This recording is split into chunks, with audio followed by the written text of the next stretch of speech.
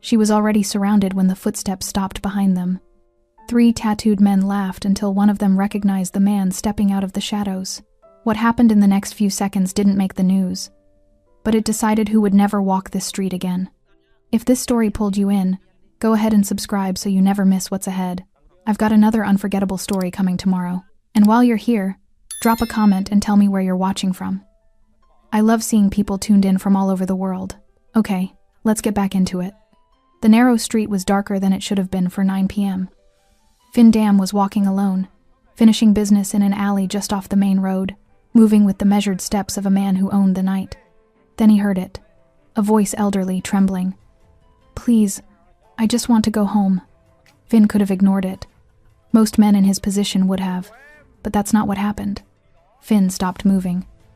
30 feet down the street, he saw 3 hooded figures surrounding an elderly woman clutching grocery bags, trying to back away. What happened in the next 3 minutes would change that street forever and teach those 3 men why some names are spoken in whispers.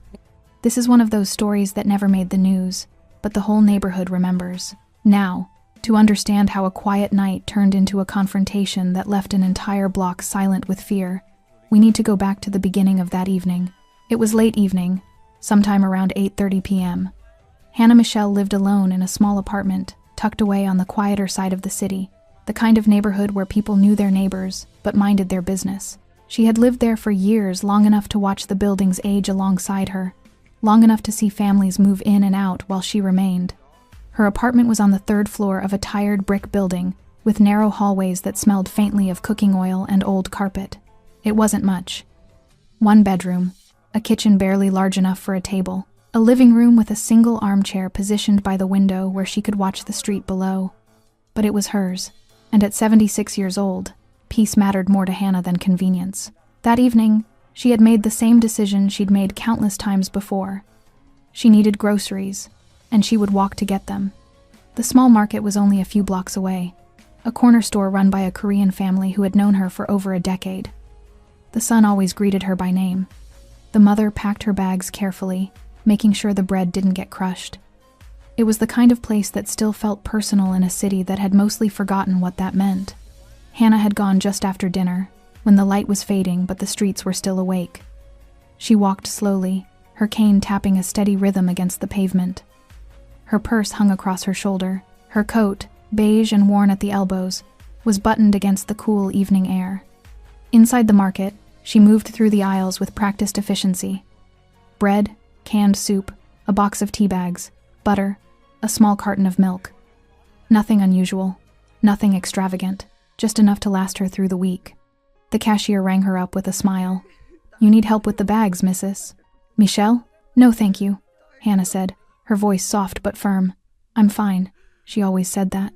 She paid in exact change, bills smoothed flat, coins counted carefully. The cashier handed her 2 brown paper bags, and Hannah tucked them against her chest, 1 in each arm.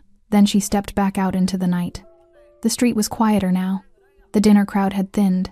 A few scattered pedestrians moved along the sidewalks, heads down, lost in their own thoughts. The hum of distant traffic filled the spaces between footsteps. Hannah didn't call a cab. She never did. She chose to walk. It wasn't stubbornness, exactly. It was independence. It was the refusal to let age dictate her choices. Walking kept her strong, kept her present, kept her connected to the city she had lived in her entire life. The route home was simple. 2 blocks east, then a left turn onto the narrow street that led to her building. She had walked it 100 times, 1,000 times. It had always felt safe. Hannah turned onto that street and immediately noticed how quiet it was. Too quiet. The streetlights here were older, spaced farther apart. Half of them flickered weakly. The other half had burned out entirely. The buildings on either side rose like dark walls, windows glowing faintly behind drawn curtains. Her footsteps echoed. She walked slowly, the grocery bags growing heavier with each step. Her cane clicked against the pavement, in a rhythm she'd long stopped noticing. Then she heard something else. Footsteps behind her. At first, she told herself it was nothing. Someone else walking home. Someone minding their own business, just like her. But the footsteps didn't fade. They matched her pace. Hannah's grip on the bags tightened. She told herself not to panic, not to look back. Just keep walking. Just get home. She quickened her pace slightly. So did the footsteps. Her heart began to pound, slow at first, then faster. The bags felt heavier now. Her cane felt less steady. The street ahead seemed impossibly long. She told herself she was imagining it, but she wasn't. The footsteps grew closer, and then she heard something worse. Laughter. Low. Mocking. Just loud enough to let her know she'd been noticed. Hannah's breath caught in her throat. Her hands began to shake. She didn't want to turn around, didn't want to see who was behind her, but she could feel them now. 3 of them. Close enough that she could hear their breathing. Close enough that their presence felt like a shadow pressing against her back. She walked faster, her cane tapping frantically now, her bags threatening to slip from her arms. The laughter came again, then a voice. "Yo, Grandma!" Hannah stopped. She didn't mean to. Her body just froze. Slowly, she turned around. 3 young men stood behind her, spread out across the narrow street. They wore dark hoodies pulled low over their faces. Tattoos crawled up their necks, visible even in the dim light. Their hands were in their pockets. Their postures were relaxed, but their eyes weren't. The one in the middle, tall, grinning, stepped forward. "You walkin' somewhere important?" he asked. Hannah's voice shook. "Please, I just want to go home." The one on the left laughed. "Relax, we just want to see what you got." The one on the right moved closer, his hand reaching toward one of her bags. "And maybe some cash," he added. "You gotta have something." Hannah's heart hammered in her chest. Her hands trembled so badly she almost dropped the bags. The street was silent, too silent. And then, footsteps, different ones, measured, heavy, unhurried. From the mouth of a narrow alley just ahead, a figure stepped out into the street. A man in a black suit, no tie, collar open, tattoos climbing his neck and disappearing beneath the fabric. His face was unreadable cold, calm, like a man watching something he'd already decided the outcome of. Findam. He had been finishing business in that alley. He hadn't planned on stopping, but when he heard Hannah's trembling voice echo down the empty street, he did. He looked at the scene for only a second. Then he started walking toward them. Hannah had sensed them before she saw them. It started as instinct, that animal awareness that tells you when you're being watched, when you're no longer alone.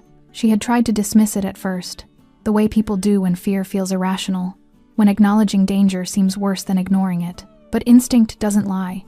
The 3 men had appeared behind her somewhere between the market and the turn onto her street. Hannah couldn't pinpoint the exact moment. One second, the street felt empty. The next, she heard their voices, low murmurs, casual laughter, the kind that belongs to young men who own the night. She had quickened her pace then, her cane tapping faster against the pavement. They matched her speed. That's when she knew. The one in the middle was tall, broad-shouldered beneath his dark hoodie. Even from behind, Hannah could see the tattoos crawling up his neck, dark ink that disappeared into the fabric. He walked with a loose, confident stride, hands buried in his pockets, head slightly tilted, as if listening to music only he could hear. His name was Trick. Not his real name, but the one everyone used. He'd earned it young, running cons on tourists, lifting wallets, talking his way out of trouble with a grin that made people want to believe him. He was 24 now, too old to still be playing street games, but too comfortable to stop. He nudged the man beside him. "You see Grandma up there?" The second man, shorter, stockier, with a neck thick as a tree trunk, laughed. His name was Cody. He had tattoos too, though his were cruder, done in basements and back seats by friends who didn't know what they were doing. He'd spent 2 years in county for assault. Got out 6 months ago. Hadn't learned a thing. "Yeah, I see her," Cody said, his voice rough from too many cigarettes. "Walking kinda fast, ain't she?" The third man said nothing. He just watched. His name was Randy, and he was the quietest of the 3. Lean, wiry, with hollow cheeks and eyes that never seemed to focus on anything for long. He had a scar across his left eyebrow from a fight he didn't remember.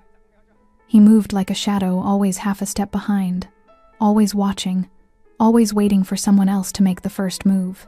Randy didn't talk much, but when things got ugly, he was always there. Trick grinned. "Let's see what she's got." They weren't in a hurry. That was the thing Hannah noticed, the terrible, sickening thing that made her stomach twist. They weren't rushing. They were taking their time, like hunters who knew their prey couldn't outrun them. Hannah's breath came faster now. The grocery bags felt impossibly heavy. The street stretched endlessly ahead. Her building was still 2 blocks away. Too far. Much too far. She told herself to stay calm. to keep walking, to not look back. But she could hear them now, their footsteps, their laughter, the scrape of shoes against pavement. "Yo, she's really moving now," Cody said, louder this time, loud enough for her to hear. Hannah's heart slammed against her ribs. Her hands shook so badly she almost dropped one of the bags. A can of soup shifted, pressing against the thin paper. "Don't run," she told herself. "Don't give them a reason." But her body didn't listen. Her pace quickened, her cane tapping frantically, her breath coming in short, panicked gasps. Behind her, the footsteps quickened too. They were playing with her now. She could hear it in their laughter, the cruel amusement of young men who had forgotten what it felt like to be afraid. "Hey, Grandma," Trick called out. "You training for a marathon or something?" Cody laughed. Randy said nothing. Hannah's vision blurred with tears she refused to let fall. She blinked them back, forced herself to keep moving. Just a little farther. Just get home. Lock the door. Be safe. But the footsteps were right behind her now, so close she could hear their breathing. "Yo," Trick said again, his voice sharp now. "I'm talking to you." Hannah stopped. She didn't want to. Every fiber of her being screamed at her to keep moving, to ignore them, to pretend this wasn't happening, but her legs wouldn't move anymore. Slowly, so slowly she turned around. They stood barely 10 feet away, spread out across the narrow street like wolves circling prey. Their faces were young, younger than she'd expected. Boys, really, but there was nothing boyish in their eyes. Trick stepped forward, that easy grin still on his face. "Damn, Grandma, you really had us working back there." Hannah's voice came out as a whisper. "Please, I don't want any trouble." "Trouble?" Cody repeated, stepping to her left. "Who said anything about trouble? We just want to talk." Randy moved to her right, silent as a ghost. They were surrounding her now, practiced, efficient, like they'd done this before. Hannah clutched the grocery bags tighter, as if they could somehow protect her. I don't have much, just groceries. I just want to go home." Trick's grin widened. "See, that's the thing. You say you don't have much, but," he gestured at the bags, "you got something, and we're curious." Cody reached out, his thick fingers brushing against one of the paper bags. Hannah pulled it back instinctively. "Please don't." "Relax," Cody said, his voice mock-soothing. "We just want to see what you got in there, that's all. And maybe some cash," Randy added quietly from behind her. His voice was soft, almost polite. Somehow that made it worse. "You gotta have something." Hannah's knees felt weak. Her cane trembled in her grip. The street was empty completely, impossibly empty. No cars, no pedestrians, no one to help. She opened her mouth to scream, but her throat closed up. No sound came out. Trick stepped closer, close enough that she could smell cologne mixed with sweat. "You gonna make this easy, or—" He stopped mid-sentence. They all did, because from somewhere ahead, from the mouth of a narrow alley just beyond the broken streetlight, came the sound of footsteps. Different footsteps. Heavy, deliberate, unhurried. Trick's head turned. Cody's hand dropped from the grocery bag. Randy went perfectly still. A figure emerged from the shadows. A man in a black suit, collar open, no tie. Tattoos climbed his neck like vines, dark against pale skin. His face was hard, angular, expressionless. His eyes cold, calculating, swept across the scene with the detached interest of someone assessing a problem. Finn Dam stepped into the streetlight, and everything changed. For a moment, no one moved. Hannah stood frozen between the three men, her grocery bags trembling in her arms, her breath coming in shallow gasps. The street felt smaller now, the shadows deeper, the silence heavier. Trick was the first to recover. He glanced at Finn, then back at Hannah, his grin faltering for just a second before returning force now. Defensive. "This ain't your business," Trick said, his voice carrying an edge it hadn't had before. Finn didn't respond. He just kept walking, his footsteps echoing against the pavement with the steady rhythm of a clock ticking down. Cody shifted his weight, moving slightly closer to Hannah. His hand hovered near her grocery bag again, but his eyes were on Finn now. "You should keep walking, man. Seriously." Still, Finn said nothing. Randy backed up a half step, his body angling toward the alley behind them. His eyes darted between Finn and his friends, calculating, waiting. Hannah could barely breathe. Her heart hammered so hard she thought it might burst through her chest. The three men were still around her. Trick in front, Cody to her left, Randy circling behind, but their attention had shifted. They were watching Finn now, trying to decide if he was a threat or just another witness who'd walk away. Trick stepped forward, blocking Hannah's path completely now. He spread his arms slightly, making himself bigger. "Look, we're just having a conversation here. Nothing to do with you." Finn stopped 10 feet away. He looked at Trick for a long moment, his expression completely unreadable. Then his eyes moved to Cody, then to Randy, then, finally, to Hannah. Their eyes met. Hannah saw something in his face she hadn't expected recognition. Not of her specifically, but of the situation, of what was happening, of what these three men intended to do, and beneath that recognition, something colder, decision. Finn's gaze returned to Trick. When he spoke, his voice was quiet, almost conversational. "What the hell do you think you're doing?" The question hung in the air like smoke. Trick's grin disappeared entirely. "Man, I told you." "I heard what you said." Finn took another step forward. "I'm asking what you think you're doing surrounding an old woman on an empty street." Cody puffed out his chest, trying to match Finn's energy. "3 of us, 1 of you. Do the math." Randy said nothing, but he moved closer to Hannah from behind, close enough that she could feel his presence like a shadow pressing against her back. Hannah wanted to scream, wanted to run, but her legs wouldn't move. Her voice wouldn't come. She stood there, trapped between predators and a stranger whose intentions she couldn't read. Was he going to help her? Or was this about to get worse? Finn's eyes flicked to Randy, who froze mid-step. 3 of you, Finn repeated slowly, as if tasting the words. Then something shifted in his expression. Not anger exactly, but something far more dangerous. Amusement. "You think that matters?" Trick bristled. "The hell's that supposed to mean?" "It means," Finn said, his voice dropping lower, "you're making a mistake." Cody laughed sharp, nervous. "Yeah? What kind of mistake?" Finn didn't answer right away.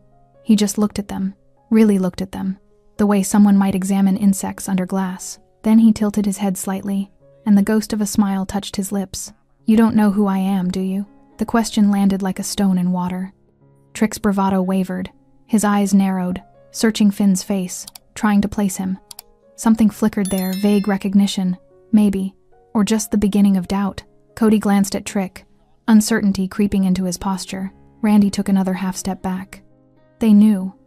Not consciously, perhaps, but somewhere deep in their survival instincts, they knew they'd made a mistake. Finn saw it. "No?" he said softly. "Then let me introduce myself." He took another step forward, then another. Slow, deliberate, closing the distance with the inevitability of a storm rolling in. Trick held his ground, but his hands came out of his pockets. "Man, you need to back the hell up." "Or what?" Finn asked.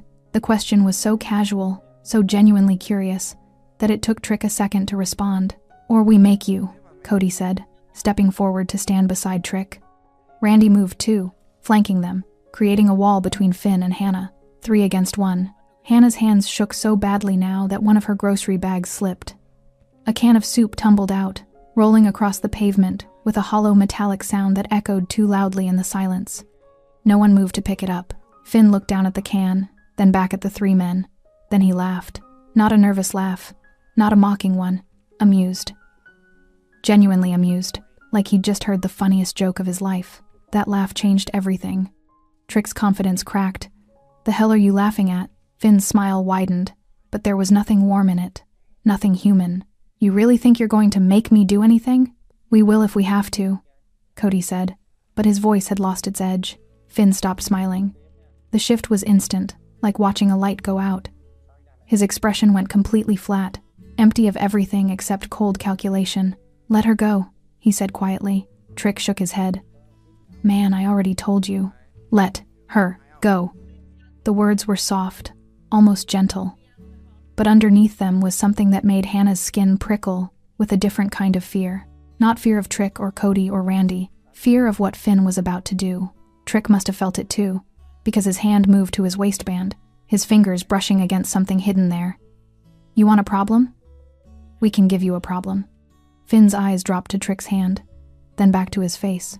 "You pull that out?" Finn said, his voice barely above a whisper. "And I'll make you eat it."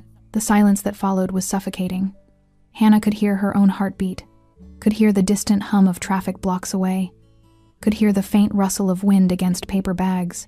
Randy spoke for the first time in minutes, his voice tight with something that might have been fear. "Trick. Man. I think we should—" "Shut up," Trick snapped, but his hand moved away from his waistband. Finn saw it. Smart. Cody stepped forward, trying to salvage the situation. "Look, we don't want trouble. But you're making this a thing when it doesn't have to be." He didn't get to finish. Because Finn moved. Fast. Faster than any of them expected. He closed the distance between himself and Cody in 2 strides, his hand shooting out and catching Cody by the throat before the younger man could react. Cody's eyes went wide. He grabbed at Finn's wrist, trying to pull free, but Finn's grip was iron. "I said," Finn repeated calmly, as if he wasn't currently choking someone. "Let her go." Trick and Randy froze. Hannah gasped, stumbling backward, her remaining grocery bag falling to the ground, and the street held its breath. Finn held Cody by the throat for exactly 3 seconds, not long enough to do real damage, just long enough to make a point. When he released him, Cody stumbled backward, gasping, his hands flying to his neck. His eyes were wide with shock, and something he hadn't felt in years, genuine fear. Trick's hand moved toward his waistband again, faster this time, but Finn's eyes locked onto him with such cold intensity that Trick's fingers froze mid-reach. "Don't," Finn said simply. 1 word. That's all it took. Trick's hand dropped. Randy had backed up another step, putting distance between himself and the situation. His hollow eyes darted toward the alley behind them, calculating escape routes, wondering if he could run without his friends noticing. Finn saw it. "You run, I'll find you." Randy stopped moving. Hannah stood pressed against the wall of a building now, her scattered groceries forgotten at her feet. She watched this stranger in the black suit, with a mixture of terror and desperate hope. She didn't know who he was, didn't know if he was saving her or just claiming her for himself. But something in his eyes when he'd looked at her earlier told her she wasn't his target. They were. Finn adjusted his collar slowly, deliberately, drawing their attention to the tattoos that climbed his neck and disappeared beneath the fabric of his shirt. The ink was dark, intricate, the kind of work that took years and told stories to anyone who knew how to read them. Cody recognized them first. His face went pale. Oh shit. Trick's eyes narrowed, studying the tattoos more carefully now. The symbols, the patterns, the marks that meant something in certain circles, to certain people. Recognition dawned slowly, then all at once. "Your trick started," but his voice cracked. Finn tilted his head slightly. "Go ahead, say it." Trick swallowed hard. His bravado was gone now, stripped away like old paint. "You're Finn Dam." The name settled over the street like a shroud. Randy actually flinched. Cody took another step back, his hand still rubbing his throat where Finn's fingers had been. Hannah didn't recognize the name. She'd lived in this neighborhood for decades but had always kept to herself, never getting involved in the darker currents that ran beneath the city's surface. But she recognized the fear in their eyes, and that told her everything she needed to know. Finn didn't confirm or deny. He just watched them, his expression unreadable, letting the silence stretch until it became unbearable. Trick tried to recover, tried to find some shred of dignity in the situation. "Look, man, we didn't know." "Didn't know what?" Finn interrupted. His voice was still quiet, still calm. Somehow that made it worse. "Didn't know you were cornering an elderly woman? Or didn't know you were doing it on my street?" "Your street?" Cody said, then immediately looked like he regretted it. Finn's eyes shifted to him. "My street." There was no room for argument in those words. No negotiation. Just fact. Randy spoke up, his voice thin and desperate. "We're sorry, man. We'll leave. Right now. We'll just—" "You'll just what?" Finn asked. "Walk away? Go find someone else to terrorize on a different street? Is that the plan?" No one answered. Finn looked at each of them in turn. Trick with his hollow bravado, Cody with his bruised throat and wounded pride, Randy with his coward's eyes always searching for the exit. "You know what the problem is with people like you?" Finn said conversationally, as if they were discussing the weather. "You think strength is just about numbers. 3 against 1, 3 against an old woman. You think that's power." He took a step toward them. They all took a step back. "But power isn't about numbers," Finn continued. "It's about certainty. It's about knowing. Really knowing that when you make a move, you can follow through. Another step forward. Another step back. And right now," Finn said, his voice dropping to barely above a whisper, "I am certain about what happens next if you don't walk away." Trick's jaw clenched. He was trying to hold on to something Reputation, the image he'd built of himself as someone who didn't back down. You can't just... Finn laughed again, that same dark, amused sound that had unsettled them before. Can't what? He asked. You're on my street, threatening someone under my protection, and you're telling me what I can't do? We didn't know she was, Cody started. She wasn't, Finn interrupted, until you touched her. Now she is. The declaration hung in the air like a brand. Hannah's breath caught. She hadn't asked for protection, hadn't asked for any of this. But as she looked at these three young men with their tattoos and their violence and their casual cruelty, she understood that she needed it, whether she'd asked for it or not. Trick was shaking now, not from fear exactly, but from the rage of humiliation. So what? We're supposed to just apologize and leave? No, Finn said calmly. Trick blinked. No? Apologies don't mean anything from people like you, Finn explained, his tone almost professorial. You'd say whatever you needed to say to get out of here, and tomorrow you'd be right back at it. Different street, maybe, different victim, but the same pathetic game. He glanced at Hannah, his expression softening for just a moment. Ma'am, are you hurt? Hannah shook her head, not trusting her voice. Finn nodded. Then he looked back at the three men, and the softness vanished. Here's what's going to happen. You're going to pick up her groceries. All of them. You're going to put them back in the bags carefully. Then you're going to hand them to her. And then you're going to walk, not run. Walk to the end of this street and disappear. Cody's face twisted with indignation. You want us to... I don't want anything, Finn said coldly. I'm telling you what you're going to do, unless you'd prefer the alternative. What alternative? Randy asked, his voice barely audible. Finn's smile returned, and it was the most frightening thing Hannah had ever seen. You really want to find out? No one moved for several long seconds. Then Trick bent down and picked up the can of soup that had rolled across the pavement. His hands were shaking. Cody and Randy followed, gathering the scattered items, bread, tea bags, the small carton of milk that had somehow survived the fall. They worked in silence, their movements stiff with humiliation and barely suppressed rage. When they finished, Trick held out the bags to Hannah. She took them with trembling hands. Thank you, she whispered, though the word felt absurd. Finn watched them all. Now walk. They did. They made it 15 feet before Trick stopped walking. Hannah saw it happen. She'd been clutching her grocery bags, still pressed against the wall, watching the three men retreat with their heads down and their pride shattered. But Trick's shoulders tensed. His footsteps slowed, then stopped completely. Finn saw it too. He didn't move, didn't speak, just waited. Nah, Trick said, his voice low and tight. Nah, man, this is bullshit. Cody and Randy froze. Randy's eyes went wide, his head shaking almost imperceptibly, a silent plea for Trick to shut up and keep walking. But Trick turned around. You think you can just embarrass us like that? His voice was rising now, anger burning through the fear. Make us pick up groceries like we're some kind of... Keep walking, Finn said quietly. Fuck that. Trick's hand moved to his waistband, and this time he didn't stop. He pulled out a knife, nothing fancy, just a folding blade with a worn handle, the kind of weapon carried by someone who'd used it before. You think just because you got a reputation, you can treat people like... He didn't finish the sentence. Because Finn moved, there was no warning. No shift in posture. No tension in his shoulders. 1 second he was standing still. The next he was closing the distance between them with the speed and precision of a predator who'd done this 1,000 times before. Trick barely had time to raise the knife before Finn's hand locked around his wrist. The sound of bone meeting bone echoed down the empty street, a sickening crack, as Finn twisted Trick's arm with brutal efficiency. The knife clattered to the pavement. Trick screamed. Finn swept his leg, and Trick went down hard, his back slamming against the wet asphalt with a sound that made Hannah wince. The whole thing took maybe 2 seconds. Cody reacted on instinct, lunging forward with his fists raised. He was bigger than Finn, heavier, built like someone who'd won fights through sheer mass before. It didn't matter. Finn sidestepped the first punch with minimal effort, then drove his elbow into Cody's ribs with surgical precision. The air left Cody's lungs in a whoosh.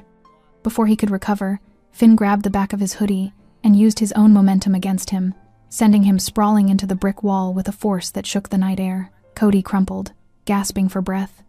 Randy stood frozen, his eyes darting between his two friends on the ground and the man who'd put them there without breaking a sweat. Run, Finn said, looking directly at him.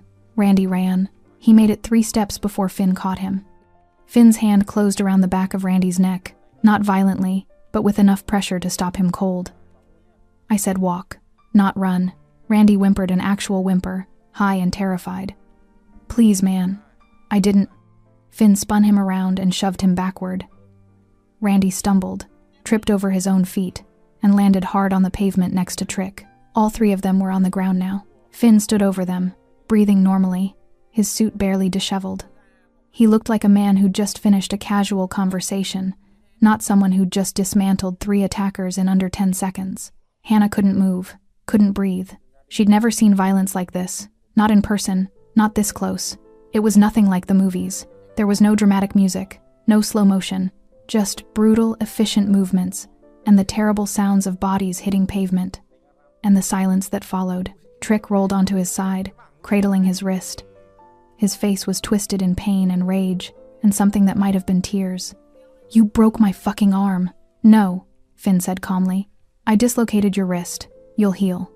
Cody was still trying to catch his breath, one hand pressed against his ribs. His face had gone pale. You can't. I can, Finn interrupted. And I just did. Randy lay flat on his back, staring up at the night sky, not moving.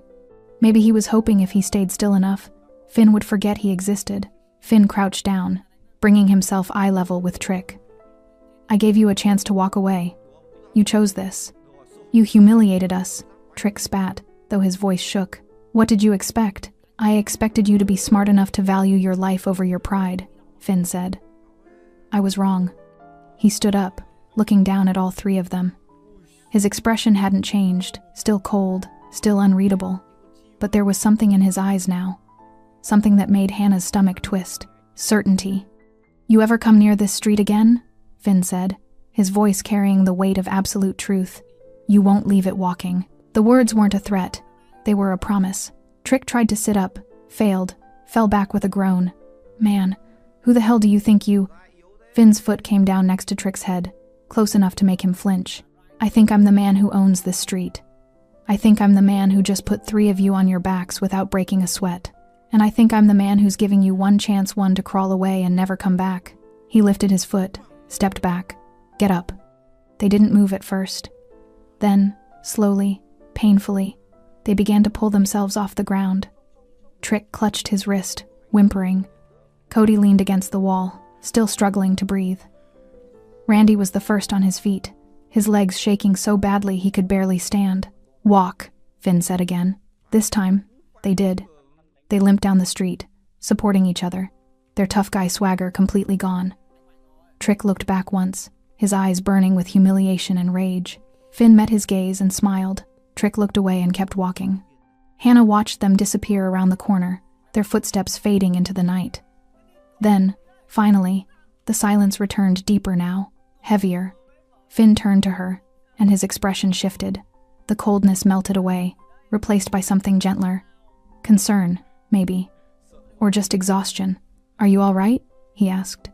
Hannah nodded, though her hands were still shaking so badly she could barely hold the grocery bags. One of them had torn during the chaos. Items poked through the ripped paper bread, tea, the small carton of milk. Finn saw it. Without asking, he bent down and retrieved a plastic bag that had blown against the wall. He carefully transferred her groceries into it, making sure nothing was damaged. You live far? He asked. 2 blocks, Hannah whispered. Her voice sounded strange to her own ears, distant, disconnected. I'll walk you. It wasn't a question. Hannah wanted to protest, wanted to say she could manage on her own, but the truth was, she couldn't. Her legs felt like water. Her heart was still hammering. The adrenaline was starting to fade, leaving behind a trembling exhaustion. Thank you, she said quietly. Finn picked up the remaining bag and started walking. Hannah followed, her cane tapping softly against the pavement. Neither of them spoke. The street remained silent, too silent, like it was holding its breath, waiting to see what came next. Finn walked Hannah to her building without speaking. The silence between them wasn't uncomfortable, it was necessary. She needed time to process what had just happened, and he wasn't the type to fill quiet spaces with meaningless words. Her building was exactly what he'd expected. Old brick, narrow entrance, the kind of place where elderly people lived out their final years in small apartments that smelled like tea and memory. The front door stuck when she pushed it. Finn reached past her and pulled it open with a firm tug. "Third floor," Hannah said, her voice still shaky. "I'll carry these up," Finn replied, nodding at the grocery bags. She wanted to refuse, wanted to reclaim some sense of independence after feeling so helpless, but her legs were trembling too much. She simply nodded and led the way up the narrow staircase, her cane clicking against each step. The hallway on the third floor was dimly lit, wallpaper peeling at the corners. Hannah stopped at apartment 3C and fumbled with her keys. Her hands were still shaking. Finn waited patiently. When she finally got the door open, she turned to him, taking the bags carefully.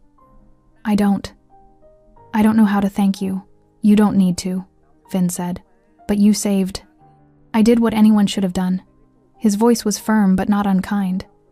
"Get some rest. Lock your door. You're safe now." Hannah's eyes filled with tears she'd been holding back since the moment those 3 men had surrounded her. Will they come back?" Finn's expression hardened slightly. "No, they won't." The certainty in his voice should have comforted her. Instead, it reminded her of the violence she'd just witnessed, the ease with which he'd dismantled 3 younger men, the cold precision in every movement. "Who are you?" she asked quietly. Finn smiled, but it didn't reach his eyes. "Just someone who lives in the neighborhood. Good night, Mrs. Michelle," she said. "Hannah Michelle." "Good night, Mrs. Michelle." He turned and walked back down the hallway before she could say anything else. Hannah stood in her doorway, watching him disappear down the stairs. Then she went inside, locked the door, and for the first time in years, she pushed her small armchair against it, just in case. Finn emerged from Hannah's building and stood on the empty street for a moment, his eyes scanning the darkness. The neighborhood was quiet, too quiet now, as if the violence from earlier had scared even the ambient noise into hiding. He pulled out his phone and made a call. "Yeah?" a gruff voice answered. "It's me," Finn said. "I need eyes on a street. The one off Patterson, near the old market." "What happened?" 3 idiots tried to rob an old woman. I handled it, but they might come back with friends." There was a pause. "You want me to send people?" "Just watchers. I don't think they're stupid enough to try again, but..." Finn trailed off, thinking about Trick's eyes when he'd looked back. That rage, that humiliation. Keep an eye out anyway. "Done." Finn hung up and started walking. Not toward home, but back to the alley where this had all started. His actual business for the evening, a meeting with a supplier who owed him money, had been interrupted, but that could wait until tomorrow. Some things were more important than money. 2 miles across the city, in a cramped apartment that smelled like stale beer and cigarette smoke, Trick sat on a sagging couch with his wrist wrapped in a torn t-shirt. "It's not broken," Randy said nervously, hovering nearby. "I think it's just..." "I know what it is," Trick snapped. His wrist throbbed with a deep, nauseating pain that made it hard to think straight. But it was nothing compared to the rage burning in his chest. Cody leaned against the wall, still holding his ribs. Each breath hurt, sharp and stabbing. "We should go to the hospital." "And say what?" Trick shot back. "That Finn Dam kicked our asses? That we tried to rob some old lady and got what we deserved?" "We didn't even rob her," Randy muttered. "We were just..." "Shut up," Trick and Cody said in unison. Randy shut up. Silence filled the apartment, broken only by the drip of a leaking faucet in the kitchen and the distant wail of sirens. Trick stared at the far wall, replaying the fight in his mind. No, not a fight. Fights were what happened between equals. What happened tonight was an execution. Clean, efficient, humiliating. "We can't just let this go," Trick said finally. Cody looked at him like he'd lost his mind. "Are you serious?" "That was Finn Dam. You know who he is, right? What he does?" "I know," Trick said through gritted teeth. "Then you know we need to drop this," Cody insisted. "We walk away. We find a different street. We forget this ever happened." "Forget?" Trick's voice rose, cracking with emotion. "He made us pick up groceries like we were his servants. He embarrassed us in front of that old woman. He broke my wrist, dislocated." Randy corrected quietly, then wilted under Trick's glare. "Whatever," Trick spat. "Point is, we can't just let him humiliate us like that." Cody pushed off the wall despite the pain in his ribs. "Yes, we can. Because the alternative is worse. Way worse." "What are you saying? That we're just going to hide?" "I'm saying we're going to survive." Cody shot back. You know what Finn Dam does to people who come after him? They disappear. Not arrested, not beaten. They just vanish. Randy's face had gone pale. Maybe Cody's right, man. Maybe we should what? Trick stood up, cradling his injured wrist. Spend the rest of our lives afraid to walk down the wrong street? Afraid some guy in a suit is going to show up and put us on our asses again? Yes, Cody yelled. That's exactly what we should do, because at least we'll be alive. Trick shook his head slowly. You don't get it. This isn't about him anymore. It's about us, about respect.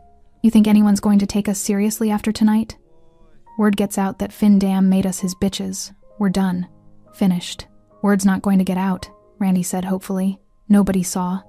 He saw, Trick interrupted, pointing vaguely in the direction of the street. And he'll talk. He'll tell his people what happened, and they'll tell other people. And by next week everyone will know. Cody's jaw tightened. So what do you want to do? March back there and get killed? No, Trick said slowly. A dark smile crossed his face. I want to be smart about it. Randy's stomach dropped. Trick, don't. We can't take him in a straight fight, Trick continued, his mind already working through possibilities. But nobody's untouchable. Even Finn Dam has blind spots. This is a mistake, Cody said quietly. Maybe, Trick agreed, but I'd rather make a mistake than live like a coward. The apartment fell silent again. Outside, the city continued its nightly rhythm, cars passing, voices echoing, life moving forward. But inside that cramped apartment, 3 young men sat in the darkness, nursing their wounds and their pride, and planning something that would haunt them far more than a dislocated wrist ever could. 3 days passed. Hannah Michelle returned to her routine small trips to the market, walks around her neighborhood, tea by the window. But something had changed.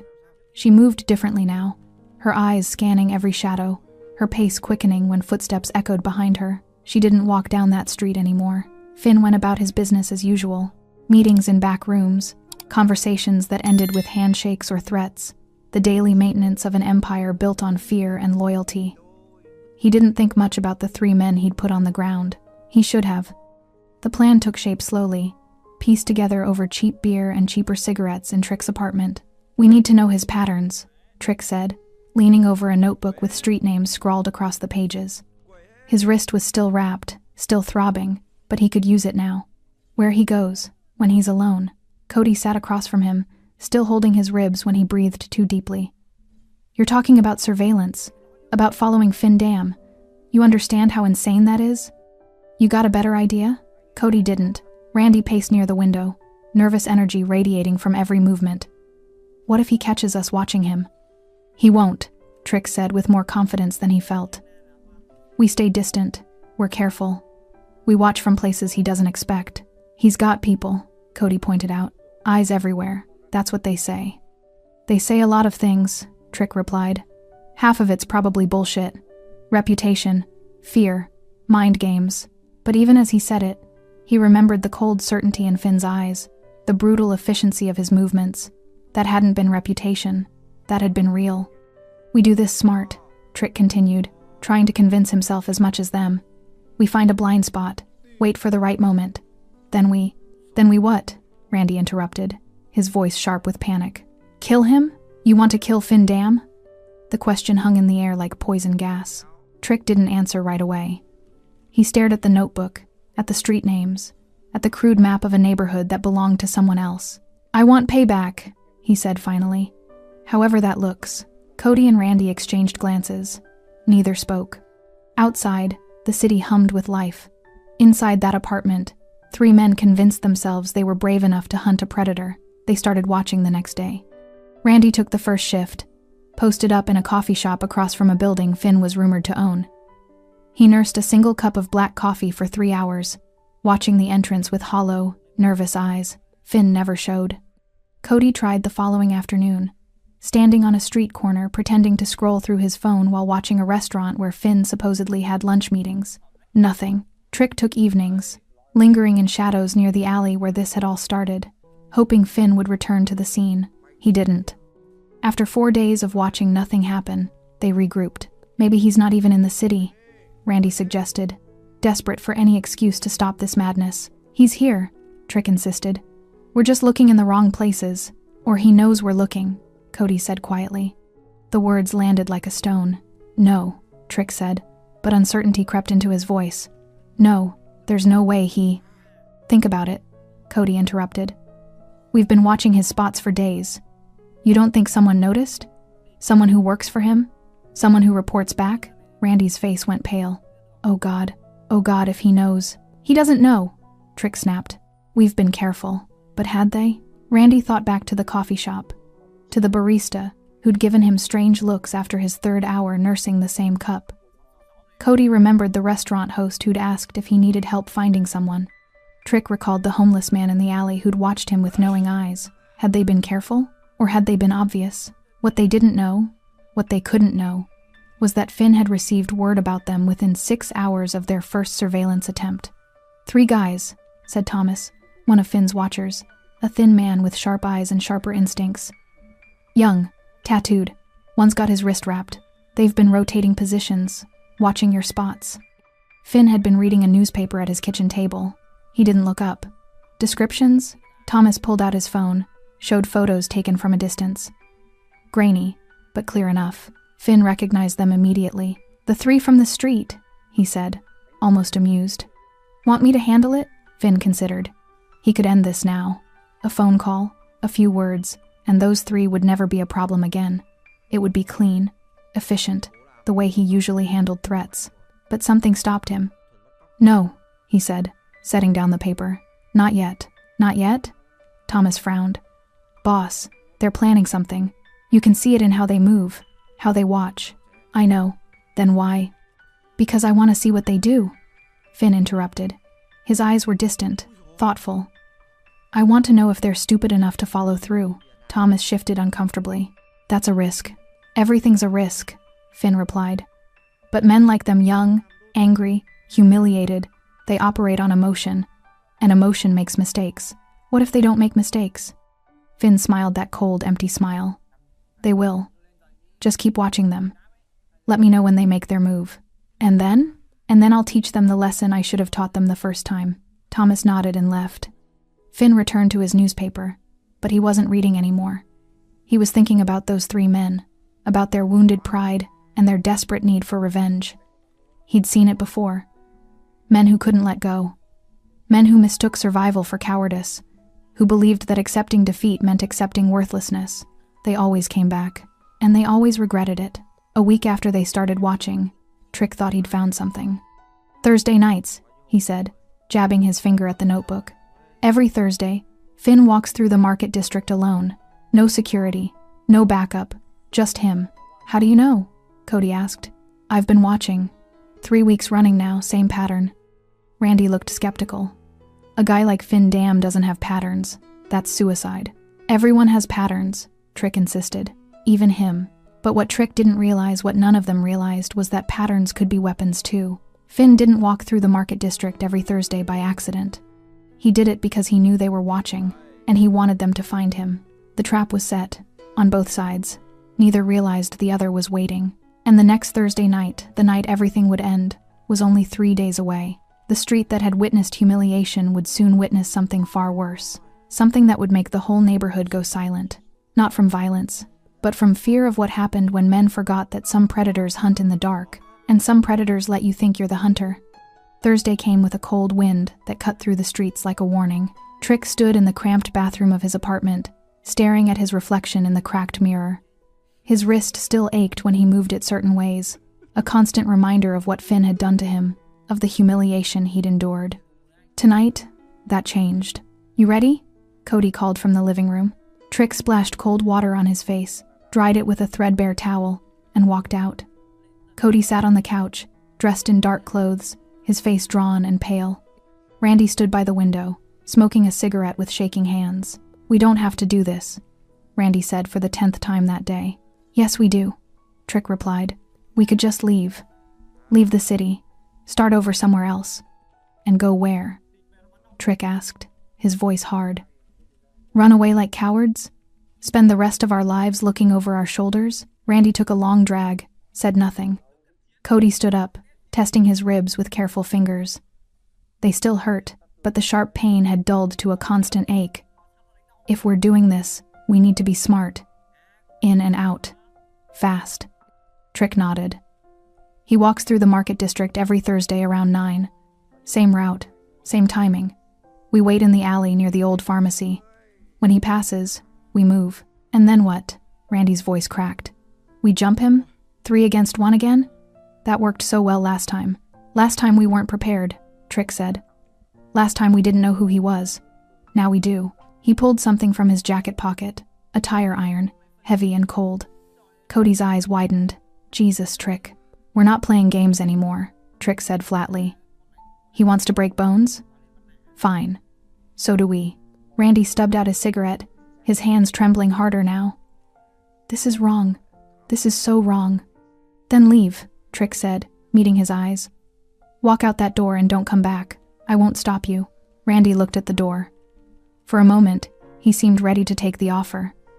To walk away from this madness and save himself. But pride is a prison, and shame is the lock. No, Randy said quietly. I'm in. Trick smiled. Good. Let's go. The market district was quieter on Thursday nights. Most shops closed early. The few that remained open catered to late workers and insomniacs. The streets were wide enough for delivery trucks during the day, but at night they felt cavernous and empty. Trick, Cody, and Randy arrived at 8:30 and positioned themselves in the alley near the old pharmacy, just as planned. The alley was narrow, dark, lined with dumpsters that reeked of rotting produce. A perfect ambush point, or so they thought. He should be here by 9, Trick whispered, gripping the tire iron. Cody shifted his weight, eyes scanning the street. What if he doesn't show? He'll show. 3 weeks running, same pattern. He'll show. Randy said nothing. He just stood there, hands in his pockets, staring at the ground like a man at his own execution. 9 o'clock came. No Finn. 9:15. Nothing. Maybe he changed his route, Cody suggested, uncertainty creeping into his voice. No, Trick insisted. Just wait. He'll come. But as the minutes crawled by, doubt began to settle over them like fog. The street remained empty. No footsteps, no movement, just the distant hum of traffic and the occasional rustle of wind through trash. 9:30. Randy finally spoke. He's not coming. Shut up, Trick. He's not. I said shut up. Trick's voice echoed down the alley, too loud in the silence. That's when they heard it. Footsteps, not from the street they'd been watching. From behind them, all 3 spun around. And there at the mouth of the alley, silhouetted against the distant streetlights, stood Finn Dam. He wasn't walking through the market district. He was already here, waiting for them. Looking for me? Finn asked, his voice calm and conversational. Trick's blood turned to ice. How did you know you'd be here? Finn stepped into the alley, his footsteps echoing. Because I wanted you to be here. 3 weeks of walking the same route. 3 weeks of letting you watch. 3 weeks of leading you exactly where I wanted you. Cody backed up a step. This is a setup. Of course it's a setup, Finn said, almost amused. Did you really think a man in my position doesn't know when he's being followed? That I wouldn't hear about 3 idiots asking questions, watching my buildings, studying my patterns? Randy's face had gone ghostly white. Oh God, we need to run? Finn finished. You can try, but you won't make it far. Trick raised the tire iron, his hand shaking. Stay back. I swear to God I'll... Finn laughed. That same dark, terrifying laugh from before. You'll what? Hit me? Fight me? You couldn't beat me when it was random. You think you can beat me when I'm ready? But Trick was beyond reason now, beyond fear. He'd spent weeks nursing his wounded pride, plotting his revenge, convincing himself that this time would be different. He charged. The tire iron swung in a wide arc, aimed at Finn's head. Finn moved like smoke. He sidestepped the swing, caught Trick's extended arm, and twisted. Trick screamed as his already injured wrist bent at an unnatural angle. The tire iron clattered to the ground. Finn shoved him backward into the dumpster with enough force to dent the metal. Cody rushed forward, desperate to help, to do something. Finn's elbow caught him in the solar plexus. Cody folded like paper, gasping for air that wouldn't come. Randy didn't move. He just stood there, frozen, tears streaming down his face. Finn looked at him. Smart choice. Then he turned his attention back to Trick, who was trying to pull himself up from the ground, his breath coming in ragged sobs. I gave you a chance, Finn said, standing over him.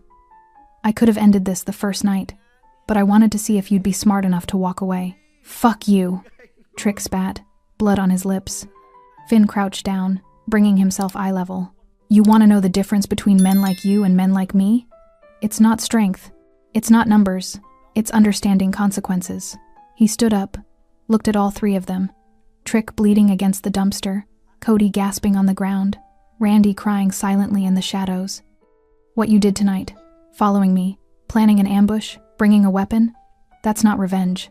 That's suicide." The alley fell silent, except for their labored breathing. "Here's what happens next," Finn continued, his voice cold and final. "You're going to disappear. Not from the city, I don't care about that, but from my sight, my streets, my world. You don't walk where I walk. You don't breathe where I breathe. You become invisible." He paused, letting the words sink in. "Because if I see you again, any of you, you won't get a beating, you won't get a warning, you'll just be gone. And nobody will ask questions. Nobody will look for you. You'll just be 3 more names that people used to know." Trick tried to speak, but no words came. "Do you understand?" Finn asked. Slowly, painfully, all 3 nodded. "Good." Finn turned and walked out of the alley, his footsteps fading into the night. Behind him, 3 broken men remained in the darkness, learning the lesson he should have taught them the first time.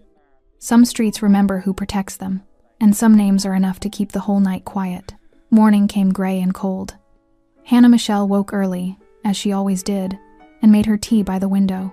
Steam rose from the cup in delicate spirals as she looked down at the street below. A few early commuters hurried past. A delivery truck rumbled by. The world continued its routine, but something felt different. She couldn't explain it, just a change in the air, like the moment before a storm when everything goes still. Hannah sipped her tea and watched. Across the city, in that cramped apartment that smelled like stale beer and fear, Trick sat on the couch with his head in his hands. His wrist was wrapped again, tighter this time. The pain had returned worse than before, a deep throb that radiated up his arm with every heartbeat. Cody lay on the floor, staring at the ceiling, one hand pressed against his ribs. He hadn't spoken since they'd crawled out of that alley last night. Randy sat by the window, smoking cigarette after cigarette, his hollow eyes fixed on nothing. None of them had slept.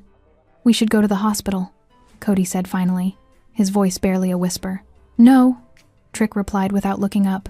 "Your wrist is—" I said no. Silence filled the room again, heavy and suffocating. Randy stubbed out his cigarette and immediately lit another. His hands still shook. They hadn't stopped shaking since Finn had walked out of that alley. "We need to leave. Today. Pack what we can and just go." This time Trick didn't argue. "Where?" Cody asked. "Anywhere," Randy said desperately. "My cousin's got a place upstate. We could crash there for a while, figure things out." Trick finally looked up. His eyes were red-rimmed, haunted. "Yeah, okay. Okay?" Cody sat up despite the pain. "Just like that?" "Just like that," Trick confirmed. "We leave. We don't come back. We forget this city exists." "What about our stuff? Our friends?" "What friends?" Trick asked bitterly. "You think anyone's going to want to be associated with us after last night?" Words probably already out. 3 idiots tried to ambush Finn Dam. 3 idiots got put down like dogs.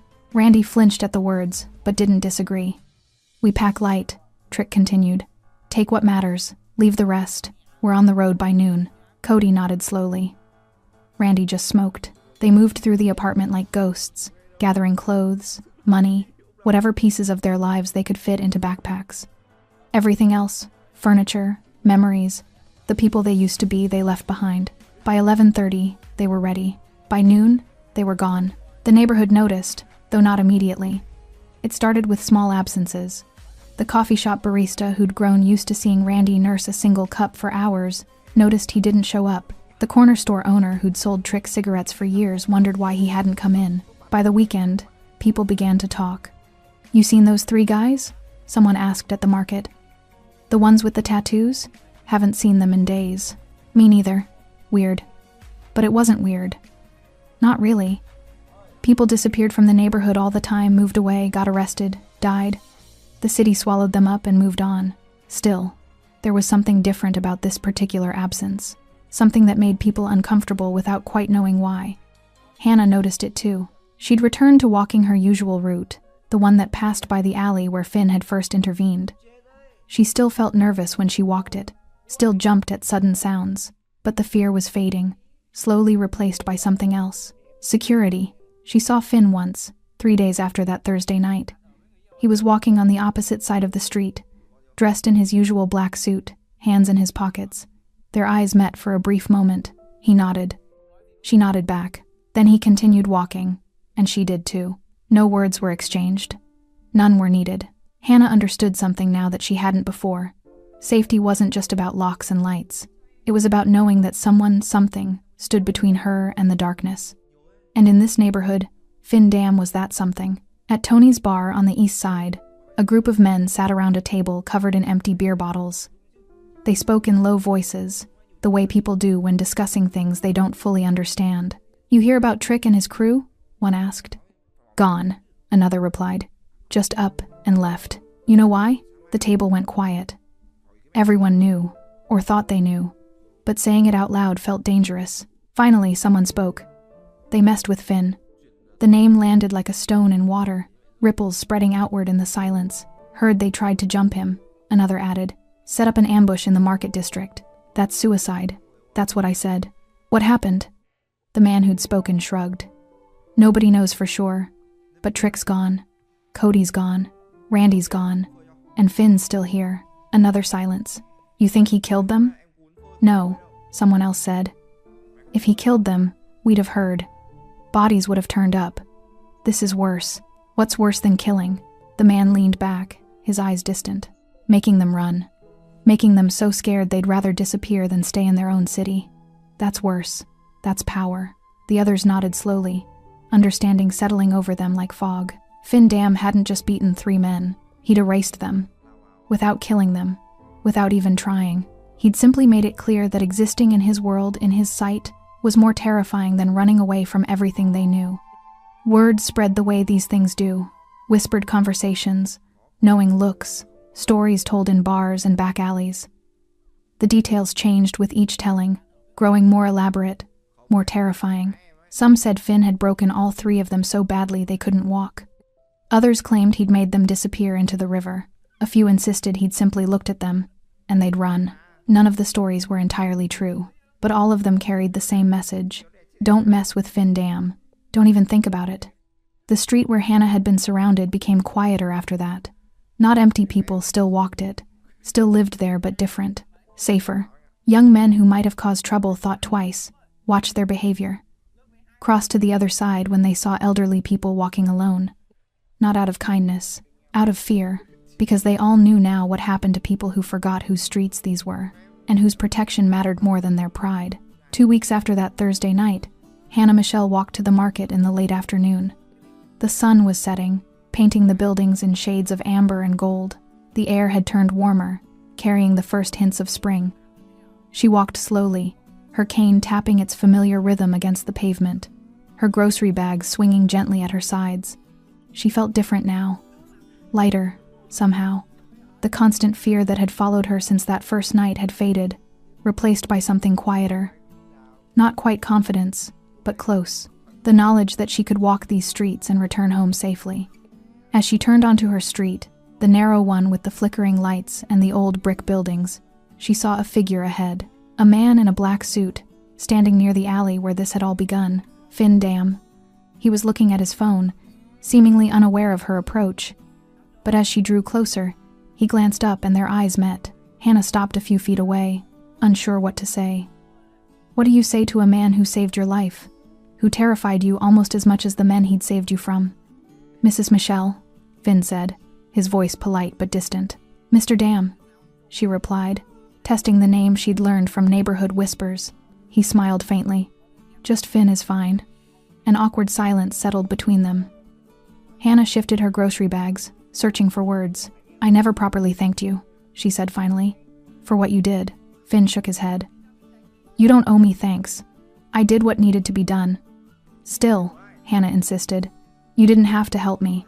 Most people wouldn't have." "Most people aren't in a position to help," Finn corrected gently. "That's different from choosing not to." Hannah considered this. The 3 men. They're gone, aren't they? Finn's expression remained neutral. "They chose to leave, that's all. Because you made them. Because they realized staying was a bad idea." Hannah studied his face, the hard lines, the cold eyes, the tattoos that marked him as something other than ordinary. "Are you a good man, Mr. Dam?" The question seemed to surprise him. He was quiet for a moment, genuinely considering. "No," he said finally. "I'm not a good man, but I protect what's mine. And this street is yours? This street, this neighborhood, the people who live here and mind their own business." He paused. "People like you." Hannah felt something shift in her understanding. Finn Dam wasn't a hero. He wasn't some guardian angel watching over the innocent. He was something more complicated, a predator who marked territory and protected it not out of kindness, but out of ownership. And yet, the result was the same. She was safe. "Well," Hannah said softly, "thank you anyway, for protecting what's yours." Finn nodded once. "You have a good evening, Mrs. Michelle." He turned and walked away, disappearing into the shadows of the alley as smoothly as he'd emerged from them 2 weeks ago. Hannah stood there for a moment, watching the space where he'd been. Then she continued walking, her bags lighter than they'd felt in years. The weeks that followed settled into routine. Hannah walked her streets without fear. The market, the pharmacy, the small park where she sometimes fed pigeons on sunny afternoons. Life returned to normal, or as normal as it had ever been. But the neighborhood had changed in subtle ways. People were more careful now, more aware. They looked out for each other in ways they hadn't before. Not out of community spirit exactly, but out of the shared understanding that this place was watched, protected, that certain behaviors would be noticed and dealt with. The elderly walked without harassment, the weak walked without being preyed upon, and the predators, the ones who remained, learned to hunt elsewhere. Finn continued his work, whatever that work was.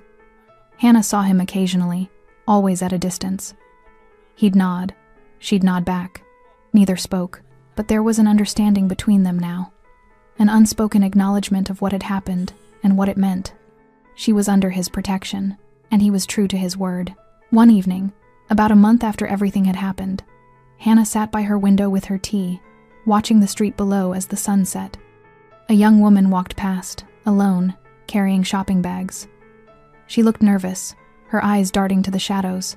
Hannah understood that fear, had lived with it for years. But as she watched, she saw the woman's shoulders relax slightly as she continued down the street unmolested. No one followed her. No one called out. She simply walked home safely, the way everyone should be able to. Hannah smiled into her tea. The street had changed, not because it had become kind or gentle or safe in any absolute sense, but because someone had claimed it, had drawn a line, and made it clear what happened to those who crossed it. Some might call that tyranny. Hannah called it protection. And in a city that could be cruel and indifferent, protection mattered more than philosophy. Late that same night, Finn stood on a rooftop overlooking the neighborhood. Below, the streets were quiet. A few cars passed. A couple walked hand in hand. An old man walked his dog. Normal, peaceful, unremarkable. Exactly as it should be. Thomas appeared beside him, silent as always. "Everything's quiet, boss." "Good. You think those 3 will ever come back?" Finn considered. "No, they're too smart for that now. And if they do?" Finn's expression hardened. "Then they're not as smart as I thought. And the problem solves itself." Thomas nodded and disappeared back into the shadows. Finn remained on the rooftop for a while longer, watching his streets, his neighborhood, his territory. He wasn't a good man. He knew that, had known it for years, but he was a man who kept his word. And he'd promised, without saying it out loud, that these streets would be safe for those who belonged here, for Hannah Michelle and people like her, for those who just wanted to walk home with their groceries and drink tea by their windows without fear. It wasn't nobility, it was ownership, but in the end, the result was the same. The city moved on, as cities do. New stories replaced old ones. New dramas unfolded, new threats emerged and were dealt with. But in that small neighborhood, on that narrow street with the flickering lights and the old brick buildings, people remembered. They remembered the night an elderly woman had been surrounded. They remembered the man in the black suit who'd stepped out of the shadows. And they remembered what happened to those who forgot that some streets belonged to someone, that some names carried weight enough to make violence unnecessary. That silence, true silence, born of respect and fear, was more powerful than any shout. Hannah Michelle lived another 5 years in that apartment. She walked those streets until her legs wouldn't carry her anymore. And in all that time, No one bothered her. No one threatened her. No one made her afraid. When she finally passed quietly, in her sleep, surrounded by the small comforts of a life well lived, the neighborhood mourned, and Finn Dam, who had never spoken more than a dozen words to her, made sure her funeral was attended by more people than she'd ever known she'd touched. Because some debts can't be repaid, but they can be remembered. And on that narrow street, with its flickering lights and its long memory, they remembered everything. The night 3 men learned fear. The night an old woman learned she was protected. The night the whole street went silent, and stayed that way. Thanks for sticking with this story until the very end. You're the reason these stories feel alive. If you're ready for another powerful journey, just tap the next video on your screen. And before you go, leave a quick comment and rate this story from 1 to 10. I'm excited to read your thoughts and connect with you in the comments. Родители, если есть, которые друзья поддержат тебя в какой-то момент, хотя бы просто отвлекут тебя от этих мыслей. А если у тебя, к примеру, там, семья, жена, к примеру, да, есть дети, то тут, наверное, поддержка только от них исходит какая-то. Вот. Чтобы не упиваться в своих мыслях о том, что какая нынче сложная жизнь. И, наверное, других-то вариантов, в принципе-то, и нету. Какие вот еще варианты, в принципе, изменить, поменять свою жизнь настолько, чтобы она была, ну, казалась тебе удачной, да, реализованным себя в жизни, в чем-то. В чем, вот как проявляется на самом деле у нас реализованность? Наверное, у 90% случаев это финансовое благополучие, финансовая независимость. Это, наверное, одно из таких ключевых моментов, когда человек, наверное, считает себя реализованным, да, в этой жизни. То есть, как добиться этого? То есть, с учетом того, что даже возьмем нашу страну, да, сколько миллионов людей здесь живет, как каждому добиться этого результата? Непонятно. И с каждым годом просто ситуация становится все хуже и хуже. Все дорожает, люди зарабатывают либо столько же. Ну, даже если они зарабатывают столько же, на самом деле этого все уже недостаточно. К чему это все приведет на самом деле? В оконцове, наверное, мир погрязнет в большую депрессию в какую-то. Какие-то войны, возможно, или еще что-то еще больше глобальных таких вещей, которые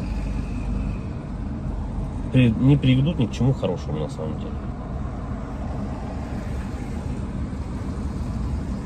Поддержка каждого человека именно для того, чтобы он держался, наверное, морально, заключается в том, что, ну, наверное, дом, в который ты приходишь, должен быть крепостью твоей, да, что это единственное должно быть место, где ты будешь чувствовать себя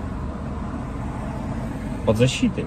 Для этого было придумано, наверное, своя пещера изначально, потом свои какие-то чумы, палатки различные, да, потом все это превратилось, на данный момент это у нас дома, квартиры, в которые мы приходим и должны ощущать себя в безопасности,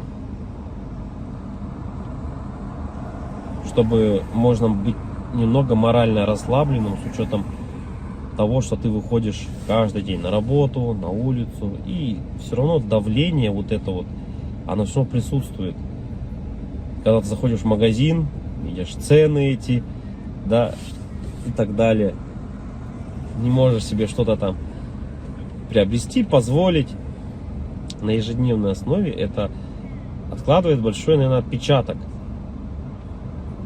Не, наверное, а точно.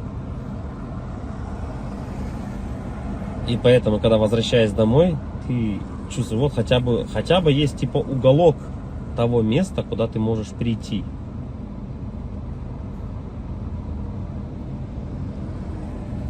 Уголок на самом деле человеку много тоже не надо. Можно хотеть большего, но на самом деле человеку одному много не надо, да. Ему нужно спальное место, спокойное место, где можно подумать. Ну, это когда ты один, к примеру, да. Когда у тебя есть семья, к примеру, ты приходишь домой, опять-таки, тут хотя бы, да, поговорить о каких-то вещах. Просто об отрешенных вещах, наверное. И, возможно, при этих же условиях у тебя и появляется какая-то дополнительная мотивация для реализации себя. А когда у тебя нету ничего,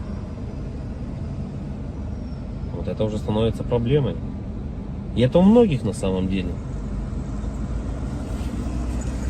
Что значит не иметь ничего?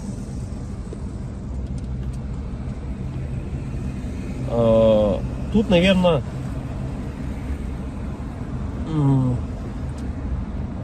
самое главное, дизмораль у человека еще возникает при том, что это уже, наверное, где-то в глубине души даже она возникает при даже хорошей финансовой подушке такой, которая у тебя есть, хороших финансовых деньгах, да, то есть, но нету вот внутреннего ощущения, к примеру, дружбы, семьи, любви и так далее.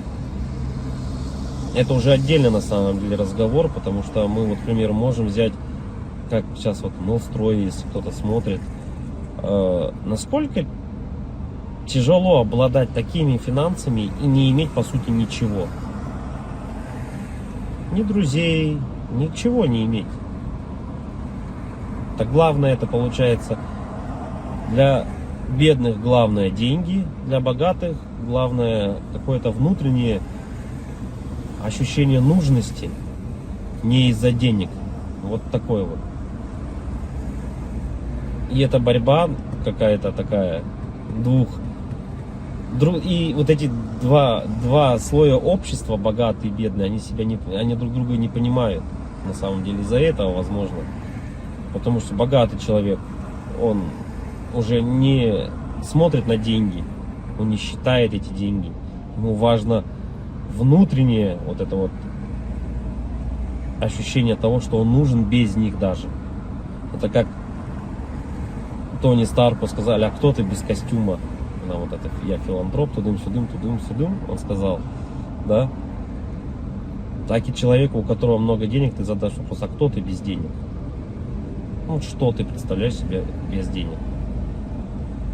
Вот и это, наверное, возможно, таких людей богатых, как вот, например, там Новстрой, задав ему этот вопрос: а кто ты без денег?